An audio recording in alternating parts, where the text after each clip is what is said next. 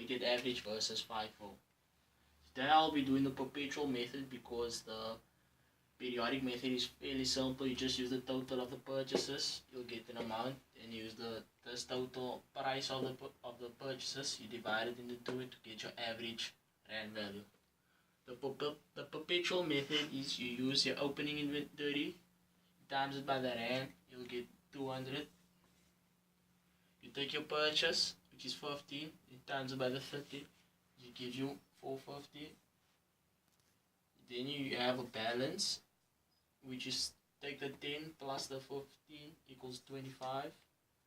You have the 200 plus the 450 will give you 650. 650 divided into the 25 will give you a 26 rand new value for your inventory. Then you have a sale. The sale you minus from the 25, put that in brackets. So you have a balance of 5. You bring down the 26. You say the 20 times the 26 equals 520. Put in brackets because it's a sale. The 650 minus the 520 gives you 130. And then you bring down the 26. Then you have a new purchase of 13 rand, that's 130. New balance will be the 5 plus the 10 equals 15. The 130 plus the 130 equals 260. Divide the 260 into the 15, which equals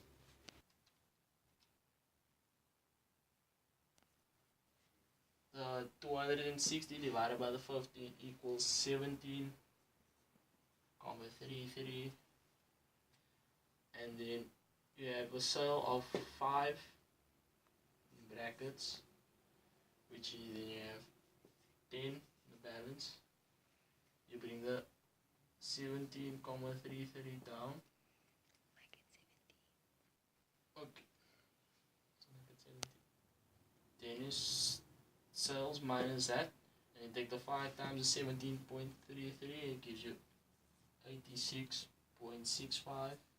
In brackets proves it's a sales, and then there's the 260, and then your closing inventory will be 173.35.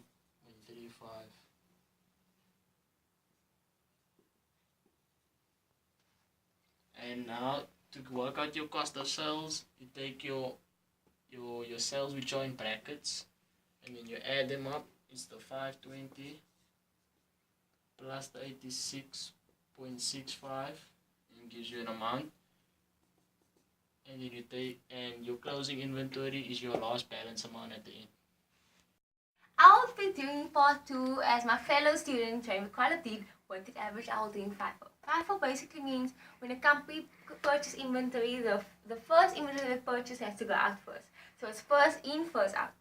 As you can see, I made it fairly easy. I only had one sale for the period. So now you need to know that for sales you do not use the sales amount. It's going to be useless because you're going to calculate differently. So now you have to say 10. Okay, you have 35 units has been sold. No. Now you need to take off all this amount at 35. So now you're going to say 10 times 13, which is 130. You cancel them out because you took it out of the 35 already.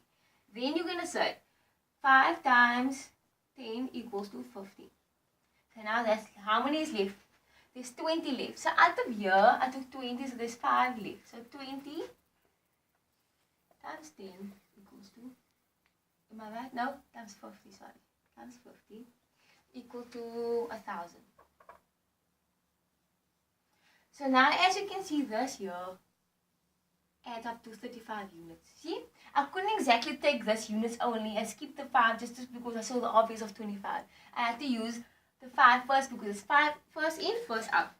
So now I'm going to work out the cost of sales. Cost of sales is basically the total. You say 130 plus 50 plus 100,000, sorry, is equal to 1180. Okay. So now I need to know, that's if they ask you cost of sales. But if they ask you for closing inventory, you have to see what is left. So as you can see, there's 5 left. Now the 5, I can't just go right 5. I'm going to say 5 times the amount that's left. That is 250. I hope you understand. I wasn't speaking too fast, I think. But this is basically the method of when you purchase products first, you need to sell them first. You can't leave it and then just skip and go back. Take other products and sell them first. Thank you.